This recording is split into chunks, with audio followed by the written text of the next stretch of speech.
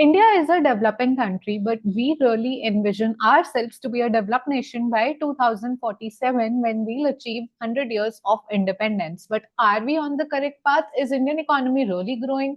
Or is the economy is like a glass which is permanently half full? That is what we are going to read today. Hi everyone, welcome back to Equipoiseclasses. Classes. I am Surbhi Gupta, and in these videos we pick up economics topic directly from the newspaper and read it from the paper to understand author's point of view and also to understand how to read a newspaper directly.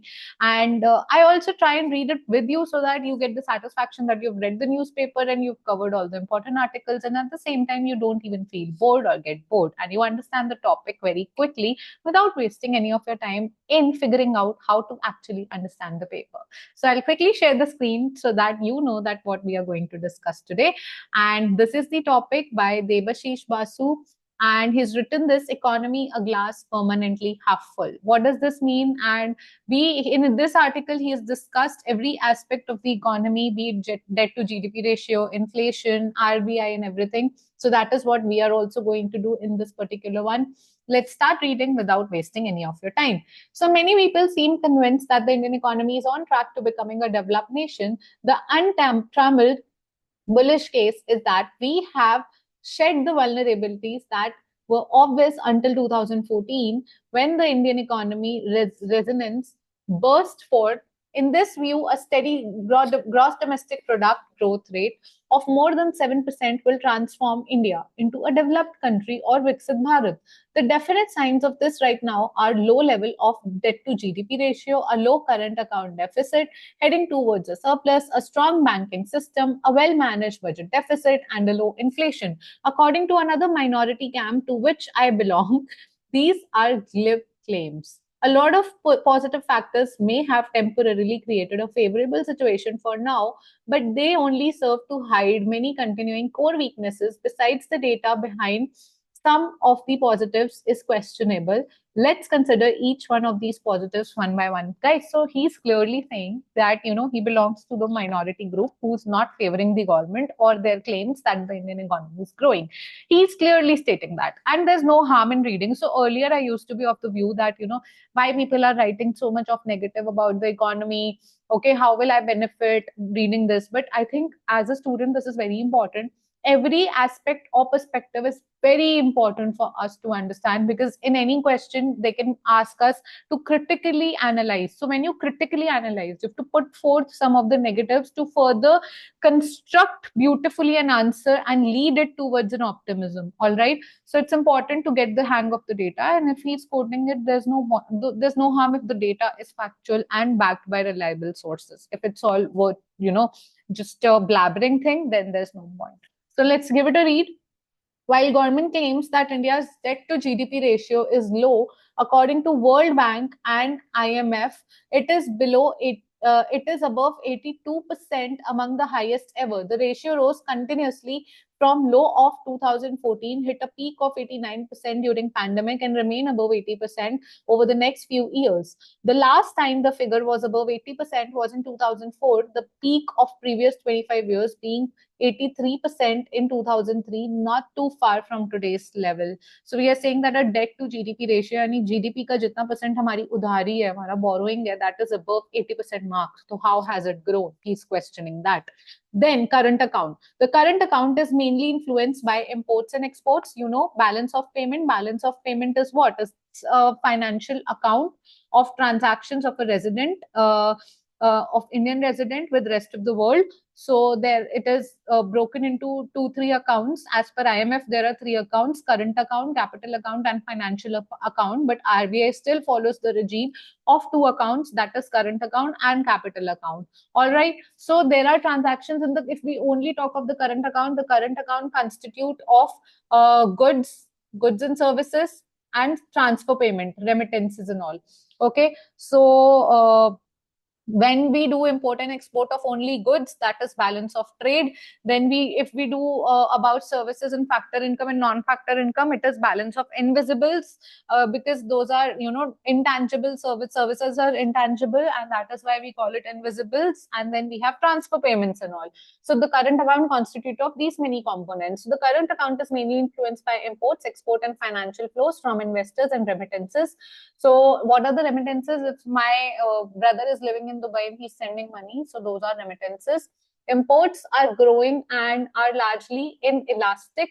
Okay, so imports are growing also, and no matter if the prices of import is increasing, the quantity of import is not going down. That is inelastic because of the need of the thing, because of the nature of the thing that we are importing, which is crude oil, electronic, gold. Those are very critical for our economy. So the demand is inelastic.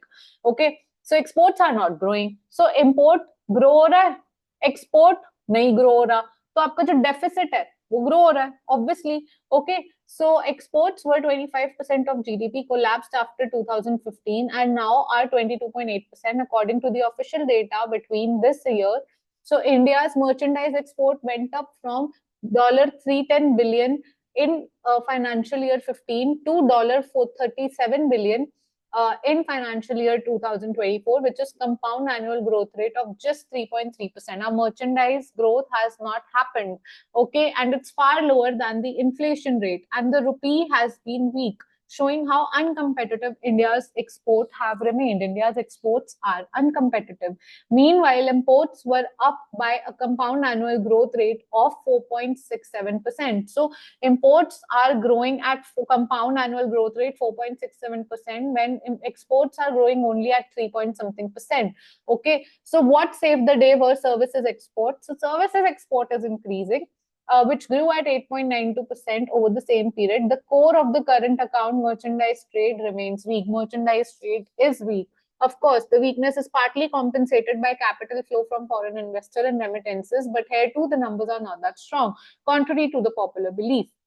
Capital transfers rose from $65.7 billion in financial year 15 to $105.8 billion in financial year 2024. Okay, so even that compound annual growth rate is just 5.58% in the capital transfers. The current account deficit as a percentage of GDP has remained 1 or 2% for the past 10 years. There's no fundamental improvement in the deficit, has not gone down.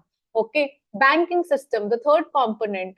This is the third significant improvement that has claimed, but the author is saying that what really it means is that the public sector banks have cleaned up their balance sheet, since there's nothing much to fix in the private bank, which are fairly regulated, but the public banks are just cleaning and swiping clean their balance sheets without blaming any particular, or without saying or quoting any particular reason that who went there, like because of whom the balance sheet were not appropriate, right? So that is a big thing. And unchecked corruption of the bank officers in sanctioning loan and behest lending, this all has led to bad loans, and those are just cleaned up and swiped off from the balance sheet according to the author. The Ministry of Finance, Vigilance Team of Banks, Central Vigilance Commission, and the banking chairman all have blamed the problem of bad loan on two external factors, that is genuine business failure and poor bankruptcy road. So according to him, according to the author, everybody सब मिले हुए हैं, और bad loans जो है वो अंदर का काम है, किसी ने करप्शन किया बट कोई किसी को ब्लेम नहीं कर रहा है. ठीक है, trillions of rupees have been written off without anyone being made accountable for it. So nobody has been made accountable for the written off money. That is what the author is saying. Okay, so that's that. And then let's come on to the fiscal deficit part. I think banking part is just what he's saying without any backing of the data, so I would not further want to read it. Then India's financial deficit was fiscal deficit was 5.63% in 24 year, higher than any time between 2012 to 19. Only financial year 11 fiscal deficit was higher. There's no fundamental change in state's financial strength. Okay, fiscal deficit is high according to him, which is yes, but they have quoted their reasons also, and it has been lower as compared to the pandemic years, but it's okay. See, perspective है, perspective हर किसी का अपना है. जरूरी क्यों है जानना, हमारे पास ऑप्शन है हम ना पढ़े, लेकिन आप कब तक एक ही साइड पढ़ते रहोगे ना। बहुत इंपॉर्टेंट होता है सब कुछ जानना, उसके बाद अपनी एक ओपिनियन फॉर्म करना, ना कि आप इनकी ओपिनियन से कंप्लीटली इन्फ्लुएंस हुए ना मेरी।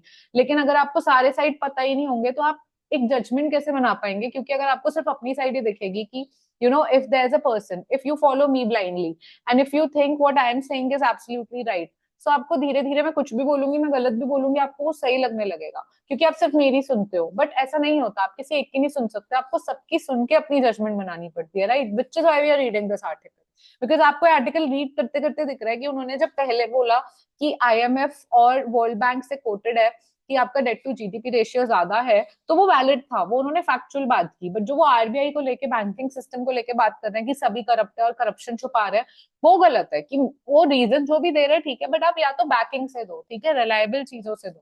तो ठीक है, आर्टिकल उन्होंने लिखा है, हम रिस्पेक्ट करते हैं उस चीज की, ठीक है। Okay, so then they are saying inflation of the three reasons for humiliating performance of Bharatiya Janata Party in Lok Sabha elections a few months ago was high actual inflation, and other two being unemployment and lack of any real change in living conditions. Official inflation is low, but real inflation on the ground is not. Food inflation is almost in double digits according to him, and official inflation is low because oil prices are low, which India can't claim credit for. ठीक है, उन्होंने बोल दिया ये। The fact is, only 3-4 countries in the past 100 years have transformed themselves into developed nations. Japan in the late 19th and early 20th century, Taiwan and South Korea in mid 20th, and China in 1990s. So according to him, there are only 3 nations who have transformed themselves in last 100 years. जो actual transformation हुआ है, जो हम बोल रहे हैं develop होना है, विकसित भारत होना है, वो बस एक बात बोल रहा है, पर असली में जो चेंज हुआ है वो हुआ है जापान में, साउथ कोरिया और ताइवान में और चाइना में, ठीक है। वो असली डेवलपमेंट है। वन इज, और इसके पीछे जो रीजन है वो ये है कि फार्म सेक्टर रिफॉर्म हुआ इन कंट्रीज में, which would lead to a high rural surplus. Second is double-digit growth in manufacturing, and third is trade surplus from higher value-added products. So यही उन्होंने बोला है कि ऐसा ऐसा हुआ है और ये वाला स्टेटस है इस वक्त. So it was up to us to read it, and which is why we read this article to understand the perspective. And इसमें से कुछ चीजें एक्चुअली सही भी हैं जो आप हमेशा अपने आंसर में कोट कर सकते हो कि कैसे डेट टू जीडीपी रेशियो ज्यादा है, और डेट टू जीडीपी रेशियो होता क्या है ये भी आपके लिए जानना इंपॉर्टेंट है। अभी रिसेंटली एक सीयूईटी के एग्जाम में आ गया था, जब बच्चे गलत कराए थे वो, तो ये एक बेसिक अंडरस्टैंडिंग होती है। तो that is there, and actually 100 years में कौन से नेशंस डेवलप हुए हैं, क्यों हुए, इसके पीछे क्या रीजंस थे, इंडिया क्या, इस आर्टिकल को आप ट्रांसफॉर्म कैसे कर सकते हो when you writing any answer. You can just quote these things ki this is happening, so what India can adopt from the successful model of Japan, South Korea, Taiwan, and how we can focus on farm sector, which is why we are seeing the reports and we are switching from typical crop subsector of agriculture to livestock and fisheries and to horticulture crops, and we are doing the things in our own progressive way, but the population, and there are so many factors which cannot be compared to other nations, so the base is not same. Okay, so how can we compare the powers? If you understand maths, you'll understand this. But yeah, with that I would want to wrap up this session. I hope it was useful in some or the other way. Do let me know, and how will you let me know? By subscribing to the channel. Hit that subscribe button, guys, and I'll see you tomorrow with another one. Till then, take care, keep smiling, stay healthy, and bye.